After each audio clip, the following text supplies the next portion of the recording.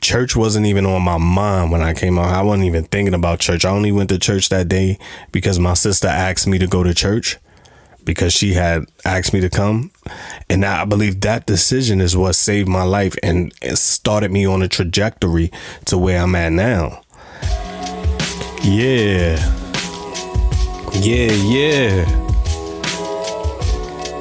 You're now rocking with Grown Man Talk with Quasi the Artist. First of all, I want to shout out everybody that's been tuning in with me these past few episodes, man. I want to say, I appreciate everyone tuning in, you know what I mean? I truly do. I've been getting a lot of great feedback about it. A lot of people been hitting me up. People that I wouldn't even have thought would be hitting me up, be paying attention. They like, yo, man, I was riding listening to your podcast the other day in the car. And I think that's really dope, man. So shouts out to y'all, yo. I'm not sure if everyone knows. Well, if you've been tuning in and rocking out with me for, over the past few years, but a lot of the beats selection that I have on my podcast playing, this is all original beats that I created. All original beats. Somebody asked me, yo, where you get your music from for your podcast? I produced it. I arranged it. I hooked it all up. This one that's playing now is Still Dreaming. If you've seen the animated video I did, it was epic. If you haven't seen it yet, go check it out. But this is the beat off the All Praises Due album. And I'm just going to use a lot of my production, moving out while I'm moving, so yeah. And if you hear anything particular that you may like or may say, yo, man, I like that beat, I need that beat, let's figure it out. Money talks. Money talks. So yeah, and if I ain't already rapped over it, if it's open and I don't have no song to it, meaning like if I didn't release it, because I still got music in the tuck that I haven't released, but if I didn't rap over it already, then money talks and you can get it. Episode 3, Survivalist.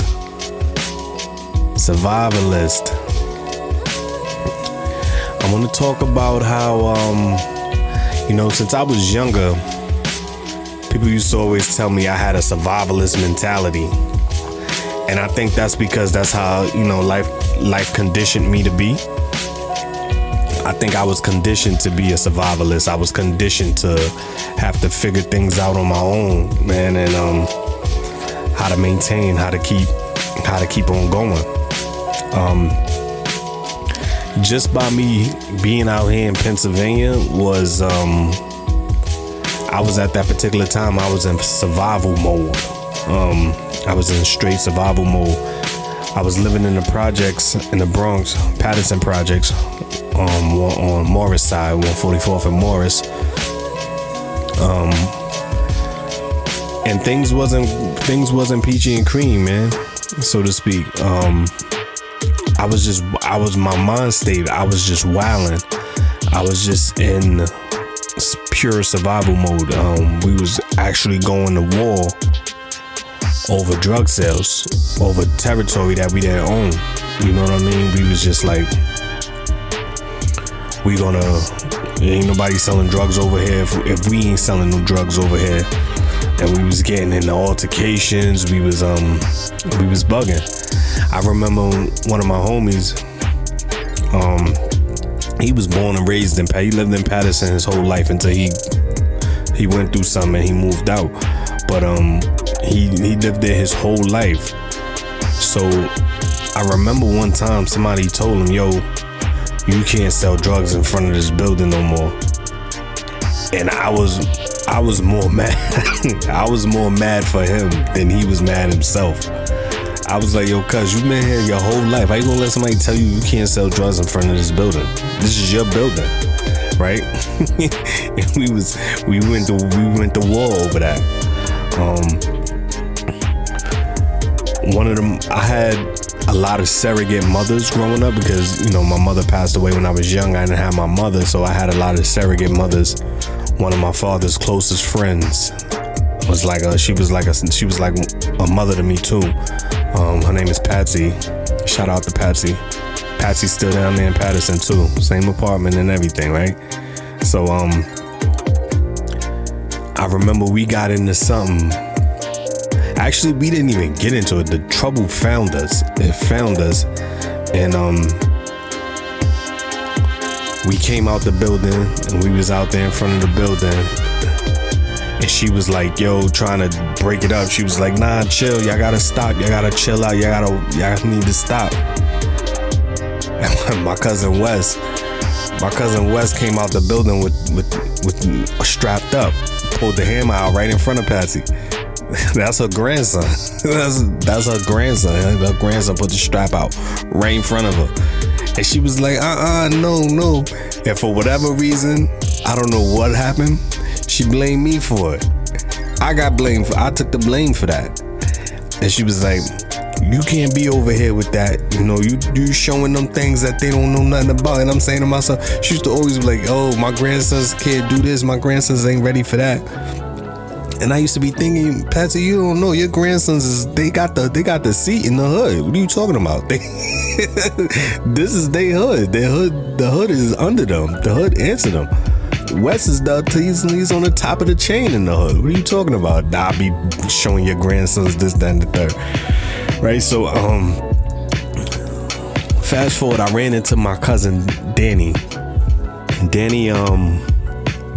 My father helped raise Danny. Danny's mother and my father was best friends. Their whole life, they was best friends. And Danny, I ran into her one day walking down the street from the projects to the store. I bumped into her, and she was like, "Oh my God!" She was like, "I just had a dream about your father." Danny's God, she don't even know that God's blessed her with the gift of dreams, because she's always having dreams about certain things and she's able to interpret them. You know, she was like, "Oh my God, I just had a dream about your father, and it's funny that I should see you today." Right? And so Danny was telling me that in her dream, my father had on a brown suit. Now Danny didn't go to my father's funeral. I don't know what happened, but she didn't go. I don't know if she just didn't. She just couldn't bear it, but she didn't go. And it's crazy because my father died in the same hospital that Danny's mother died in, Miss Sandy. And every time we used to drive past that hospital or go past that hospital, whatever, my father used to say, "Man, I hate that hospital. I hate that hospital, man. They let my best friend die. And come to find out, he died in there too. But in St. Barnabas in the Bronx. But she was like, "Yo, your father came to me in a dream. He had on a brown suit, and he was telling me go get Quasa, go get him. He's about to get in trouble. Go get him." And it was crazy that we bumped into her right after we had this altercation in front of the building. It was hot in the hood. So she was like, "Yo, won't you get together with Damon? Damon's out of town in PA. Won't you get together with him?" And I was, you know, I hadn't seen Damon in a while. And since I was a little kid, Damon was always on the road out of town getting money. That was his thing. I remember I was a little kid. Damon showed me my first gun. He said I almost shot his brother Alexis with it. I was a little kid. But I remember Damon used to come back from out of town and he always had money. I just knew Damon to always have money in his pocket. She was like, "Yeah, won't you get together with Damon, man? He out of town in PA. Y'all should link up." And she gave me his number. And I remember we was in the crib one day and we was just, you know, just in the crib doing what we do, which is nothing. We was just smoking weed and drinking 40s. We was young with nothing to do, just young drinking 40s, bagging up. I think we was bagging up, and he called me, and he called my phone, my cell phone at the time, and he was like, "Yo, this Quasa?"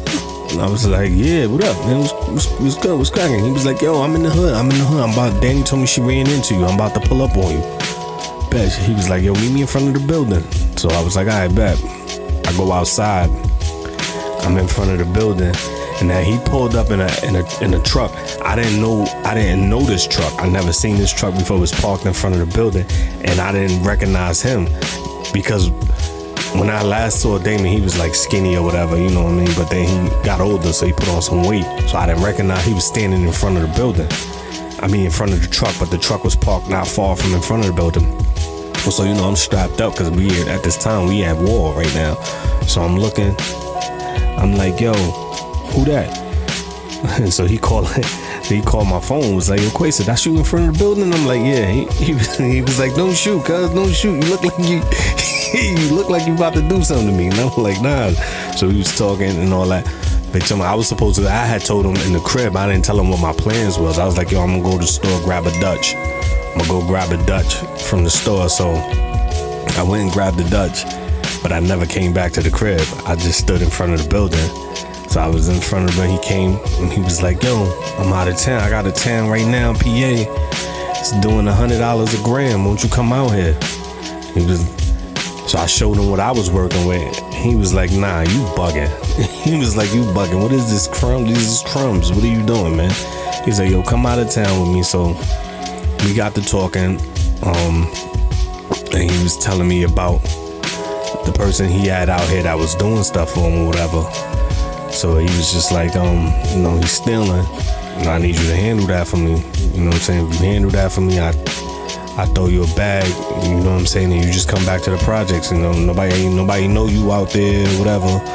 So I was like, all right, bet, say no more.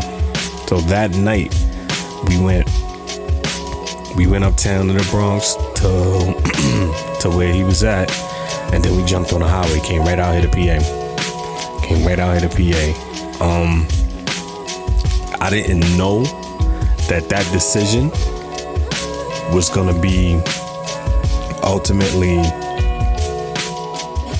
I don't want to say the rest of my life because I'm still building, but the next 20 years of my life. I didn't know that decision was going to be the next 20 years of my life, because that was 2003.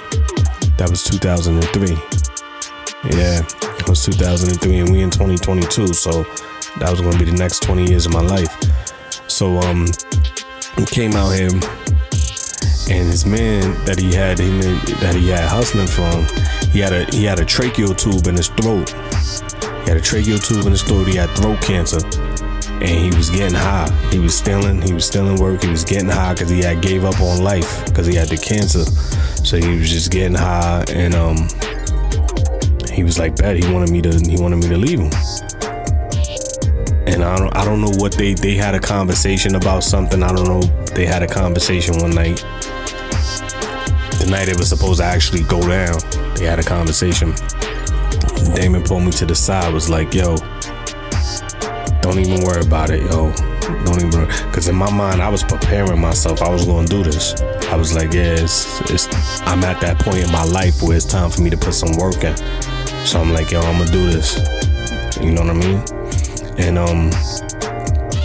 he was like, yo, don't even worry about it. Let's just get some money. You out here, just make some money. You know what I'm saying? And I was out here grinding. And I went back to the projects. I want to say about a month later, I went back to the projects, and that was lit. I was trying to tell everybody, yo, come out of town. When we come out of town, and nobody wanted to leave the projects. Everybody wanted to stay in the projects. Nobody wanted to come out of, nah, man, we ain't going out of town. We just want to stay here. We got, you know. So I was just like, whatever, out. And I came back out here. And I remember when I came to the projects, I had a videotape of my father singing. I got a copy now, but I had got one of the original copies of my father singing. I had my father singing, my birth certificate, all kind of stuff. And I put it in a plastic bag, and I got in the car.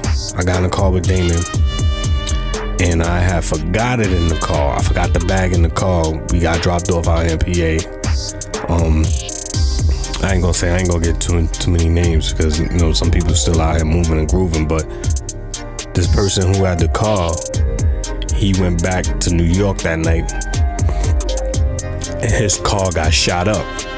somebody shot his car up, and I was never able to get this stuff. I wasn't able to get my birth certificate. I wasn't able to get my father's tape. I had some other things in there, like pictures and stuff like that. And I was like, man, I just lost a whole bunch of stuff that was important, man. And it was just like, yo, I gotta figure this out, yo.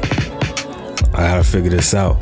But little did I know that God had me on a mission coming out here, because yo, my life changed completely while I was out here, man. I mean, it started gradually changing. It started gradually changing when I was out here. Like, before I came out here, 2 months prior to me coming out here, that's when I accepted Jesus Christ as my Lord and Savior. And I believe that decision is what saved my life. That decision is what saved my life. I was in my sister Dina church, and her husband, God bless her dead, her husband Claude was a preacher, and he was giving the word. And I remember I didn't want to hear none of that, but when he was talking, it felt like he was talking to me. You know what I'm saying? And I'm at that particular time, man, I'm in the projects, and we wilding for respect.